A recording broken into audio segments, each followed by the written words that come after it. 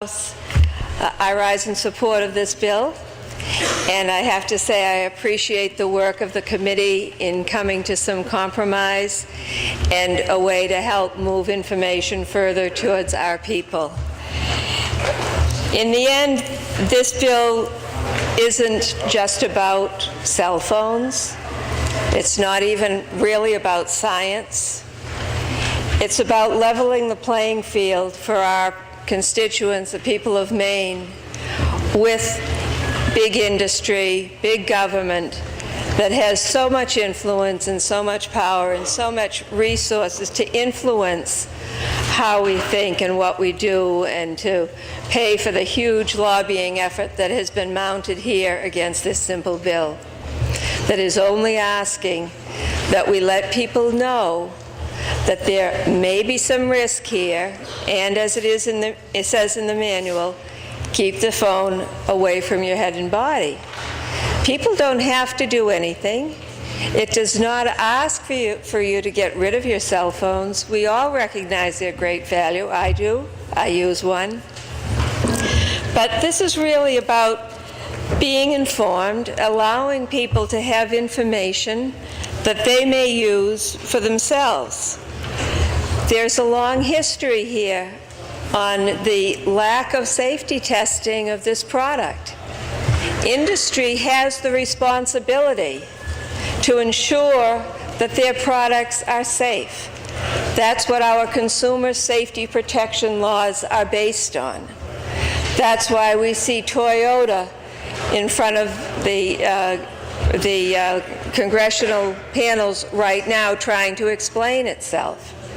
That's what we expect. We expect our government to protect us. And the history of this is that the industry did know pre-market safety testing. They got a pass from the FDA that had the responsibility for that. The FDA made a mistake there, I would say. All these phones came out to the market, and nobody really knew what the dangers might be. They still have not been proven safe. So today we have a situation where in Maine, out of 1.3 million people, we have, at the most recent numbers I can get, we have about 940,000 cell phone customers. We also have about 15,000 live births a year. It is agreed that the children and developing babies are far more susceptible to the effect of radiation on them. Who among us would not think about this when we see our children or grandchildren or friends putting the cell phones right next to their heads for a long time? I am fortunate that I know about these now. I still use them. I'm so glad my children know how to use them safely now, and they use speakerphone. I lost my husband to cancer. I would really hate to see anybody unnecessarily contract cancer. I've seen what it's like, and as Representative Stringberg just says, I've seen how few answers there really are out there. But one simple answer is prevention. So I would ask you to remember that just by encouraging industry and the CDC also to get out more information, people don't go to the websites when they buy a phone. They take the packaging, they throw it in the wastebasket, and off they go. So we can't expect young people, a lot of people, to go to a website. But if there's more information generally available in the public, it catches on. I feel sorry to hear from some people that it's hard for them to support this bill because they heard from some constituents. I can't imagine constituents who wouldn't want more information, or wouldn't want information for their children, wouldn't want to know that this baby that's developing in them could be affected by that cell phone right next to their body. or the child that they're holding in their arms could be affected by the electromagnetic field that is encompassing the parent and the child at the same time. Who wouldn't want to protect our children? But again, we are dealing with average people against an enormous multi-trillion-dollar industry that does, you know, I've got an MBA degree. I didn't get that without learning something about business. It's not a social service kind of a thing. It's a business. The object is to make as much money as possible and reduce costs as much as possible. That's their job. And that's what we have here. So they're trying very hard to convince people that there's a problem with information. I want to tell you that I asked President Kennedy of UMO to tell me who might be objective, good economists to do a study to see how retailers would be affected.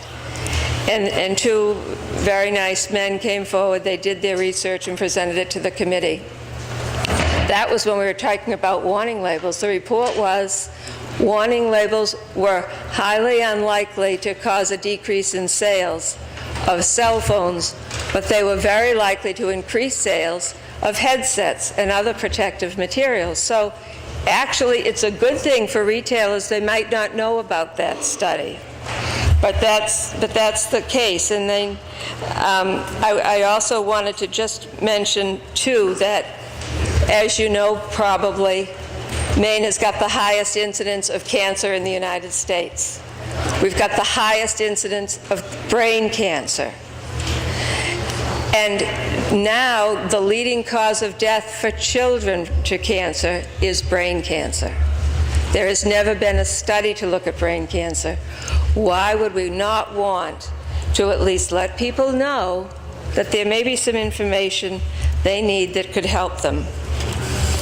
So you will get another paper on your desk today, and it will describe to you the history of how safety work has not been done in the past, continues really not to be done by the industry or surveilled by the government.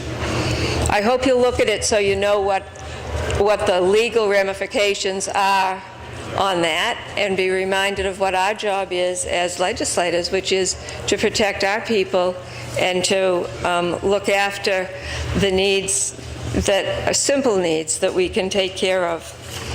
In closing, I'd like to also read from the CDC website, its glossary of radiological terms.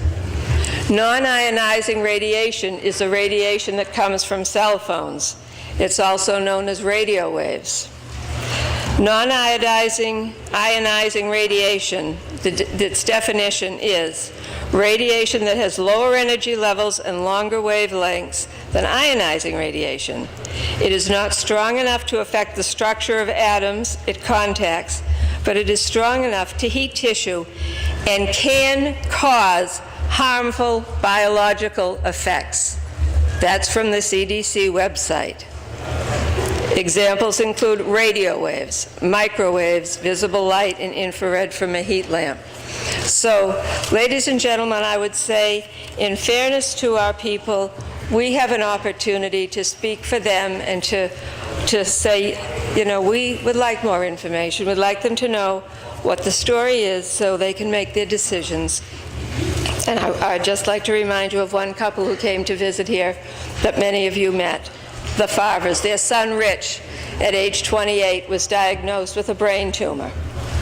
They spent hundreds of thousands of dollars trying to help him. He was dead in 7 months. A big, tall, strong, handsome guy who had always been healthy. His neurosurgeon attributed it to the use of his cell phone, and his cell phone bills attested to the fact that he used it regularly, as so many of our young people do. They came to ask that we recognize ways to help people so that the rest of us do not suffer that terrible fate. Please support the Minority Report. Chair recognizes the representative from Portland, Representative Russell. Thank you, Madam Speaker. Madam Speaker, ladies and